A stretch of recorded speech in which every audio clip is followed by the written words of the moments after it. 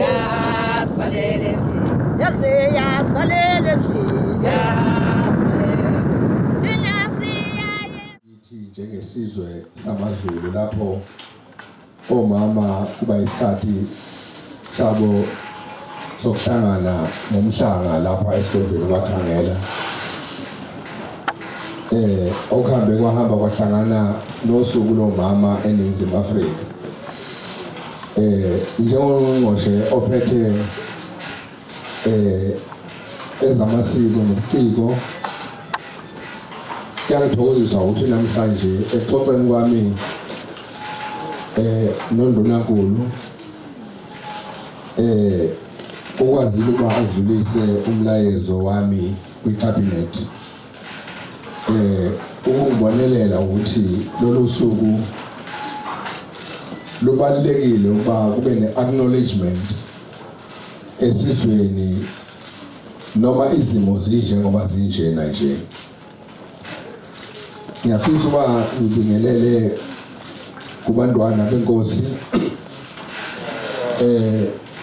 ngibingelele futhi kuNdunankulu kaZulu emntwana waphinda ngene ngiphinde futhi ngibingelele kuye umhlonishwa uNdunankulu wesifundazwe uZikalala kanye nakuyo yonke iCabinet yakhe kwaba khona njengodadewethu lapha ungqongqoshe uMazimande Mthethwa osiphathele lapha kwezenhlala kahle engazi kahle ukuthi siyathinteka kakhulu kulesi sikhathi salolu uvethe olubizwa ngeCovid-19 oseliqede abantu umhlaba wonke njengoba nathi sesiyingcenye abantu ababhubhayo kuleli zwe lethu.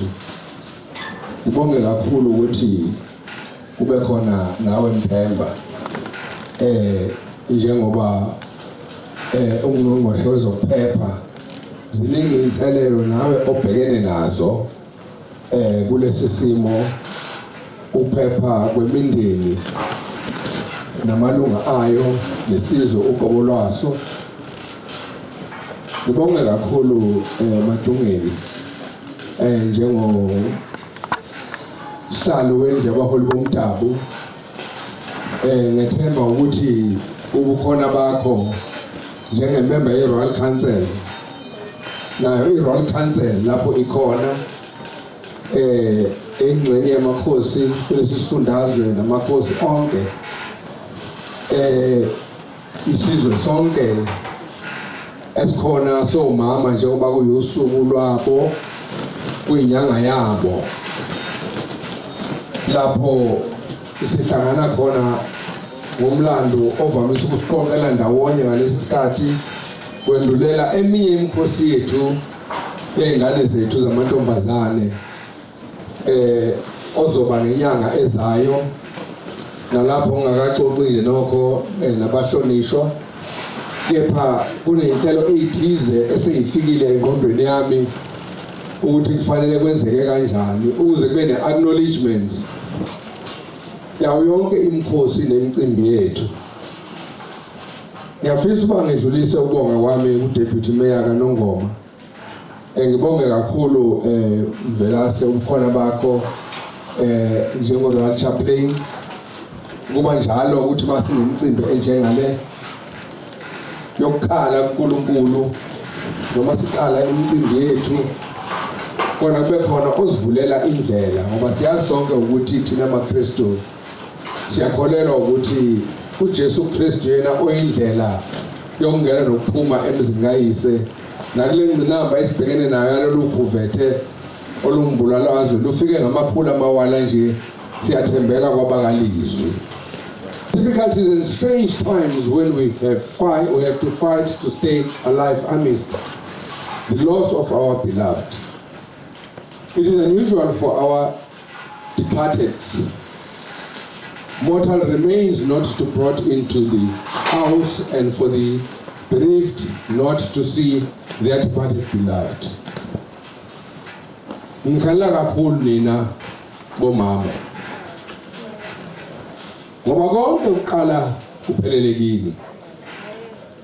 Yini eniba ngabafelokazi yini enizwela kakhulu lapho amadodana namadodakazi enu esehambile?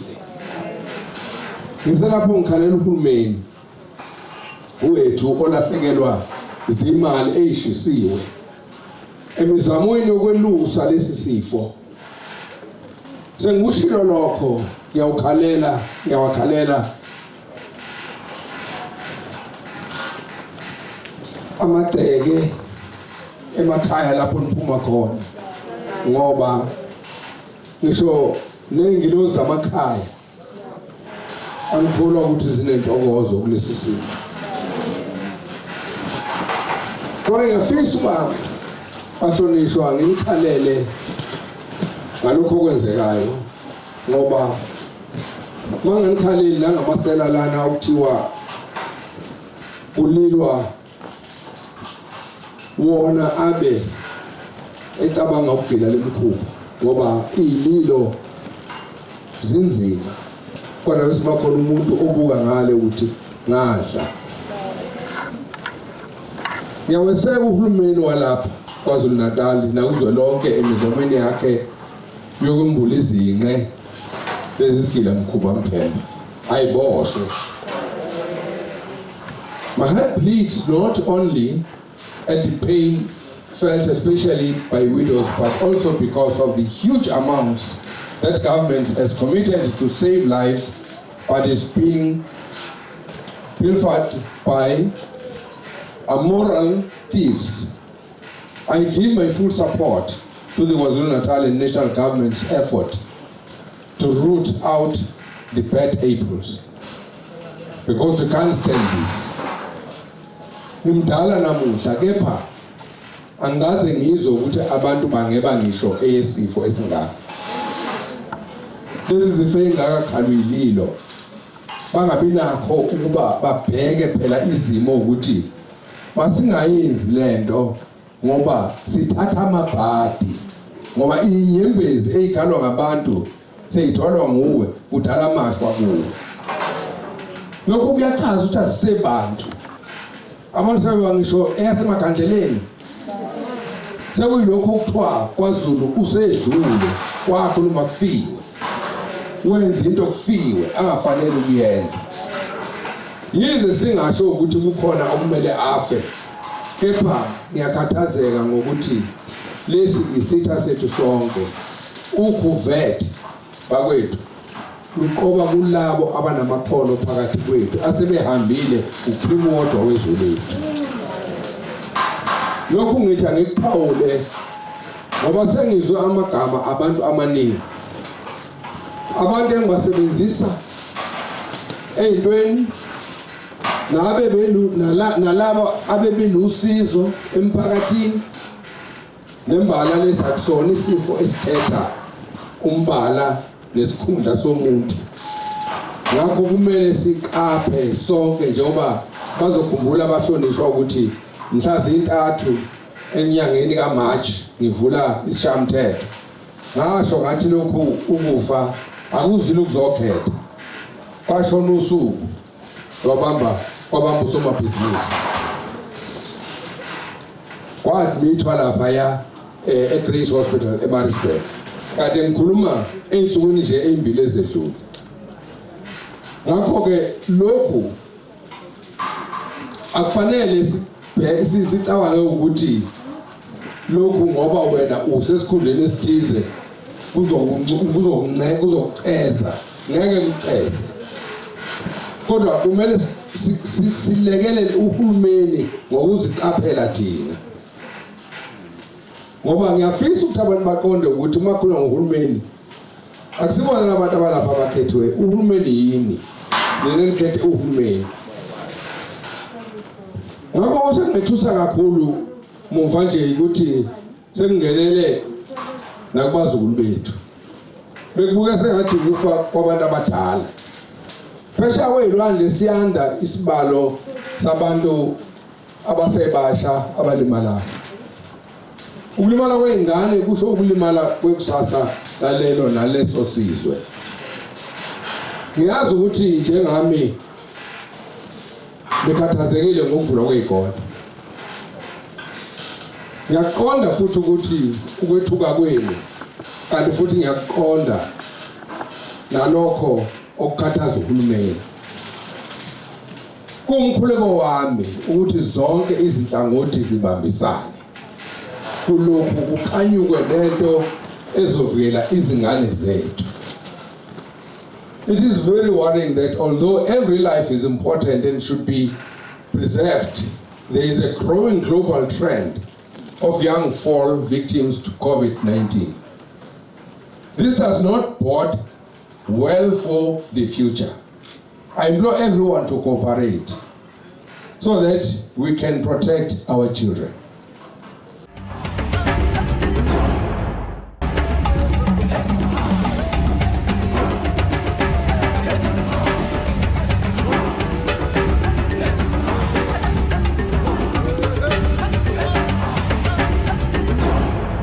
Isifo lesi esikhona kuwo wonke amazwe. Kepha kuthi ngoba bangene ngokungekho emthethweni bese begcina isibonelo nje bewanongoma noma eThekwini. Lokho kunganomthelela ongemuhle emphakathini njengoba iZululand at the moment it's known as one of the hotspots in the province. Uma ngikhuluma ngemingcele angisho ukuthi ngabangaphandle kuphela beza lapha. Kepha nabalapha eNingizimu Afrika kungenzeka ukuthi benza okufanayo kwamanye amazwe. Engizama ukusho lapha ukuthi izwe elingenawo umthetho emingceleni lingenwa kalula izifo nezimpi.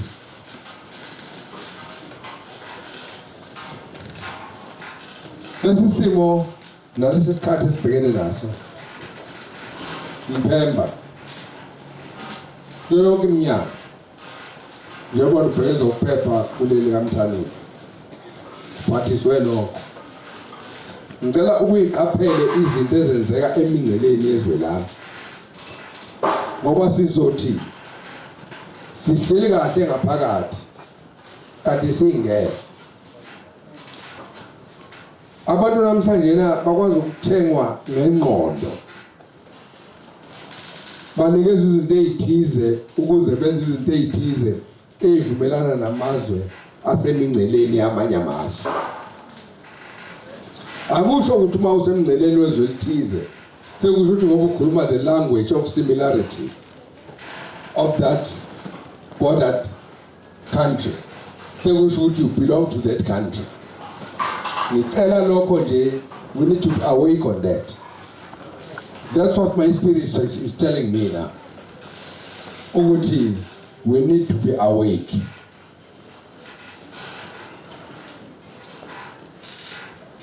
Khona lapho ngifisa ukukhuza udaba lokubulalana emaplazini. Lapho kufa khona abalimi nabasebenzi. Lokho akusisi indawo.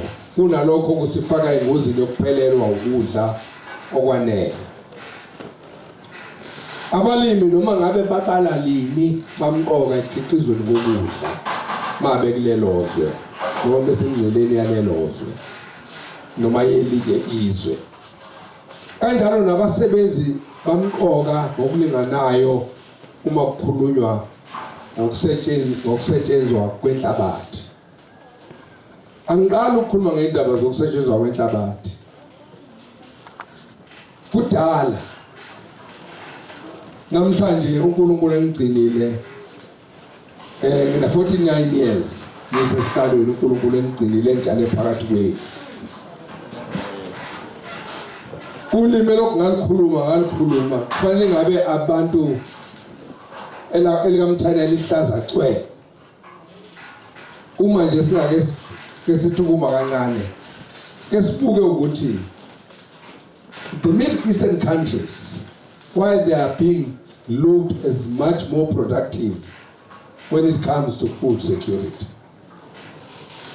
Let me take the kibbutz system in Israel. People can have their own differences in politics, but when it comes to the stomach, that's another issue. There are good things we can learn from the people we are looking at them as your enemies. Isifiso sami ukuthi i-Royal Council akavumi uhulumeni ikhona i-Royal Council akubanjiswane nayo. That is the executive. Ngithi akubanjiswane kusetshenziswane ukuze sonke siphumelele. Abalimi nabasebenzi ababe yinto eyodwa ngalesi sikhathi kuya phambili. Sibambane ukuze silwe nalolu khuvethe lwalokhu kufa ngoba masikababhele ngalolu khuvethe kunzima kithi sonke. Futhi fanele siqonde kahle njengoba umhlonishwa kade beka nje ukuthi le isisuke yangena kubantu kuyibona esibalekela kubo izibhedlela. Ngikhulumile lokhu ngenkathi ngibonga uNkulunkulu ngokungcina leminyaka engama-70 neminyaka emibili. Ukuthi izibhedlela kunonesi, kunodokotela, kunezisebenzi ezisebenza ngaphakathi. Mawona uthatha usuke esibhedlela sekunzima kaziwa noma uyobuya ngoba vele lokufa bayinikele laba. Kale ngikhala amaphoyisa nje izolo ngino commission of the province ngithi mina ngiyanikhalela. Ngithukile mangezokutwana khona kungene kuyagijima. Ngenxa yokuthi ke banikeze umsebenzi wokuvikela abantu abafuna abantu babayithathe ukuthi bangamaphoyisa. Ngathi mina abantu ababe ngamaphoyisa, ababe ngamanesi, ababe ngodokotela, ababe ngamasosha, abe yiyo yonke into bavikele izwe labo, bavikele izinto zabo. Ngakho ke impilo basingavikelwa ngabantu uhulumeni akakwazi ukuvikela imphefumulo ngoba yena uNkulunkulu. Fanele nanikele uhulumeni ngokulalela nje kuphela. Ayikho into ebaluleke nje ngokulalela. Ngakho ngiyafisa ukuthi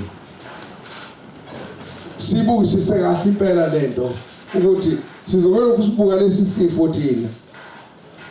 Sikhohle ukuthi lesi sifo sizothi sihamba naso indlala kodwa ibingena nayo isebenza.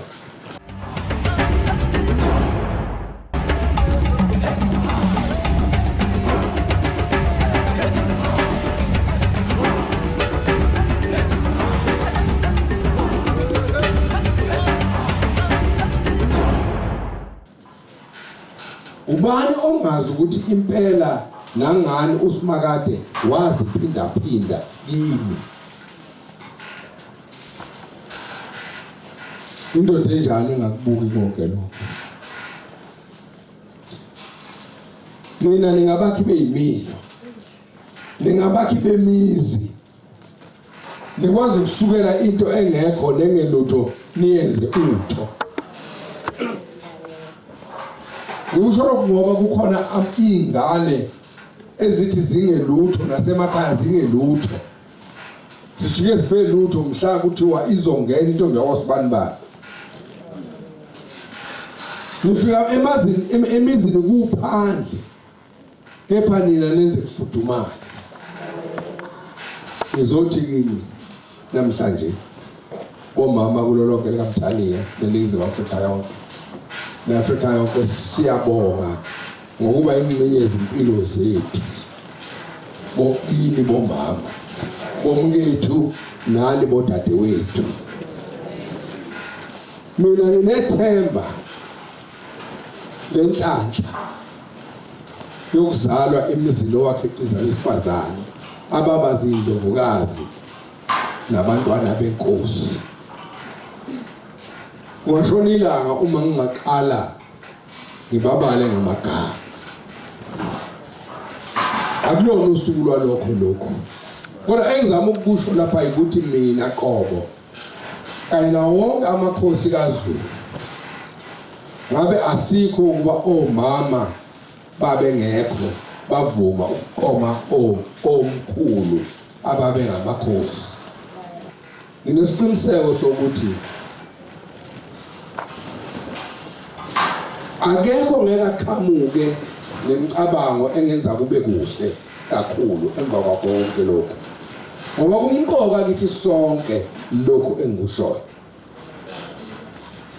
Kepha kukhona okunye esingakwenza ukulekelela abesifazane nokuvuselela ithemba kubo. Ezolimo lezomgogodla wempilo zingabekwa ezandleni zabesifazane bethu. Lokhu singakwenza ngokuthi sikwazi ukubalekelela ngezimali nangamakhono kusenje singathi siyolinda ukuthi kuphele ukhuvethe ngoba akekho one program yokhuvethe ukuthi when it's going to come to an end. Kodwa impilo ilokhu iqhubeke njalo. Abantu besifazane bawumgogodla wamakhaya nesizwe. Omama bangaba isithako esimqoka ukudla mshikashika lesibhekene nayo ukukhiqiza ukudla okwanele phecelezi lokho esikubiza ukuthi food security.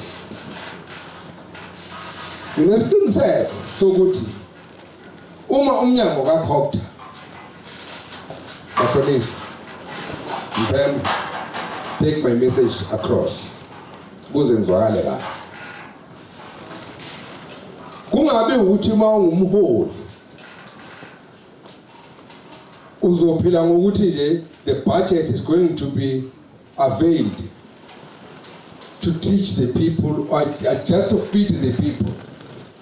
We need to bring teaching practices to our people.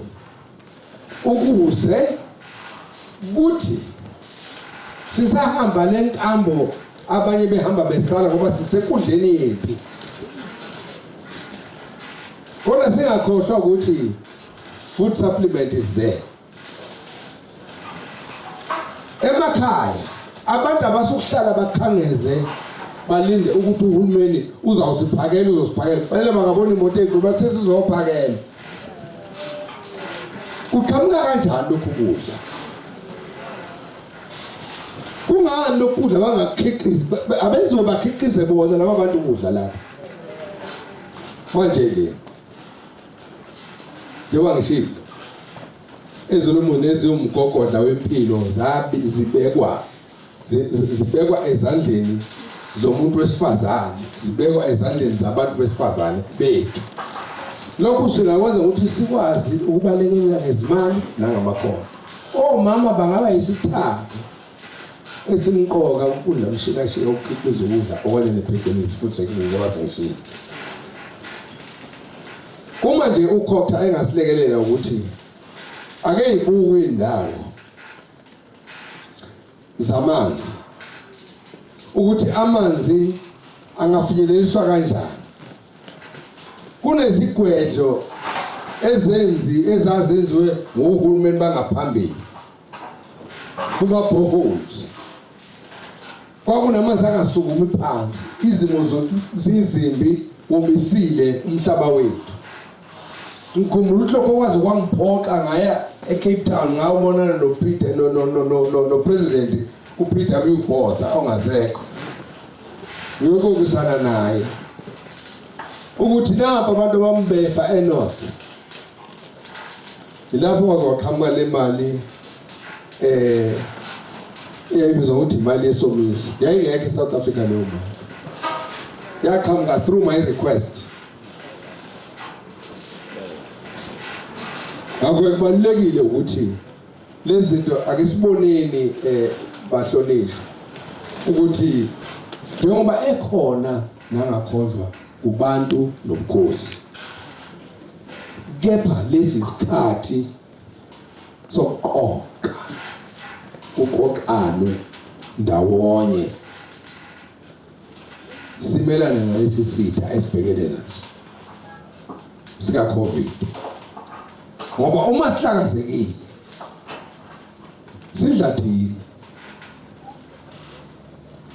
ngobula ukucabanga ukuthi lesi sitha sifuna uZulu wodwa, asiwafuna manje noma sibafuna belu.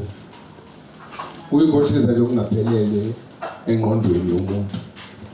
Ngayiphutha futhi ucabanga ukuthi sizodla abebandla elithize siyeke elithile lapha kupolitiki. Iqiniso lilodwa nje. Siphumile nje isitha siphumele thina sonke. Akekho ngathi yena ungcono kunomunye. Uma sivumelana ngalokho nabesilo bahlonishwa nesizwe sonke sikaZulu sihlangane nohulumeni onholayo. Uma sivumelana ngalokho kuyoba kuhle futhi kube ubuhlakani ukuba sivike sonke. Uhulumeni ukhonela lokho ukuba esigabeni sokuba izakhamizi sibumbane. Noma yena uhulumeni asibumbe sibe into yinye. Njengenkosi namakhosi ayi-Royal Council sikhona ukuba silekelele kukho konke okuhle okucatshangwayo nokwenziwayo. Mina sikungikhona ukunelekelela kakhulukazi lapho kuvikelwa amasiko, imvelo kanye nabesifazane.